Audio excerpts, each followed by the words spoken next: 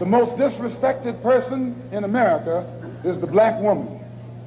The most unprotected person in America is the black woman. The most neglected person in America is the black woman. The male ego is the most sensitive and most dangerous thing the world has to offer. Yes. So I was very... Just say that again one more time. Say that one more time. The male ego is the most sensitive and dangerous thing in the world. Hello everyone, it's Queen V. I'm back to you with another video.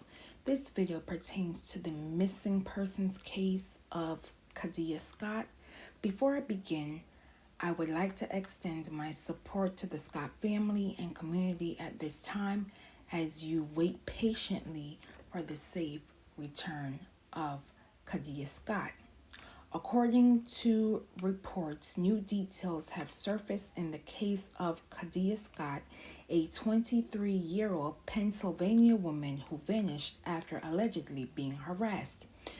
D.A. Larry Krystal revealed new information about the case in a press conference on Friday, October 17th, 2025, 2 days after Shawn King was arrested in connection with Kada Scott's disappearance. In the conference, D.A. Krystal stated that the other alleged victims of the defendant King have come forward since his arrest. He was taken into custody on Wednesday, October 15th, 2025. The Philadephia Police Department confirmed to People magazine. After calling the community effort to assist investigators with the case unprecedented, the DA stated, "We have some information about additional victims of this defendant from incidents that never resulted in an arrest." I think part of what is happening here, and it's good news, is that young people are seeing themselves in Kada. Older people see their kids and they would like to know that everyone is doing everything they can, no matter how perfectly or imperfectly, but they're doing everything to try to deal with this horrific situation. King was previously charged in an unrelated case with kidnapping and strangulation earlier this year, but those charges were withdrawn when the alleged victim did not appear in court. In the press conference, Krystal addressed this, citing the cash bail system as the primary issue that led to the withdrawal. He claimed the DA's office requested around $1 million bail for King for the initial kidnapping case, but it was set at less. Shawn King had access to a lot of money, Krystal stated, adding that King posted the bail almost immediately. The victim is more likely to walk in the door of a courthouse and testify if that victim knows that the defendant can't walk out right behind her if he's locked up. He explained, "Well, he wasn't locked up here." Krystal also urged other potential victims of King or anyone with information on Kada Scott's whereabouts to come forward and stressed the multi-agency effort to find the missing woman.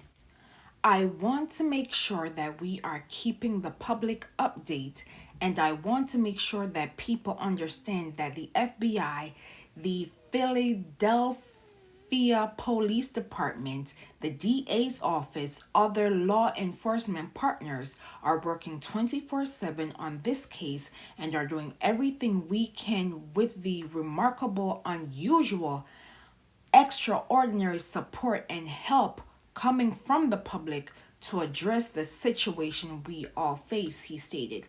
Kada Scott was last seen leaving an assisted living facility where she worked on the night of October 4th, 2025. Police previously alleged. Authorities allege she was receiving harassing phone calls in the days leading up to her disappearance. D.A. Ashley Tolsingwick previously declined to comment on whether King is linked to the harassing phone calls. King was the last person in contact with Kada Scott when her cell phone and social media activities dropped. Authorities also released photos of a vehicle of interest with Tawilski, stating investigators believe King is connected to the car and that Kada Scott may have been in that car. As for the previous kidnapping and angulation case in which charges were withdrawn, Tawilski stated investigators believe these alleged offenses are a pattern of King's and said authorities are refiling those charges. The Scott family has set up a GoFundMe to raise funds for credible information that leads directly to Kada's safe recovery. Now you will watch this brief news clip and I will be back with my commentary. Good evening, Jackie. Police say this video is very important. Now, what the district attorney's office is trying to prove is that there is a pattern of violence in King's behavior. A viral video circulating on social media is giving us a new look at the man accused of kidnapping 23-year-old Kada Scott, who has now been missing for nearly 2 weeks. The Philadelphia District Attorney's Office confirms the cell phone video shows 21-year-old Keon King outside the home of a woman he's accused of kidnapping and assaulting earlier this year. What we're seeing and what we continue to see is a clear pattern, of violence of this type of behavior. Investigators say the woman who recorded the video is heard warning someone inside the home to call police while pleading with King to leave. King, dressed in a black hooded jacket, is seen hopping the backyard fence, then peering into the home through a window. Officials say he attempted to get inside multiple times. According to investigators, this video was recorded about an hour before that woman was kidnapped.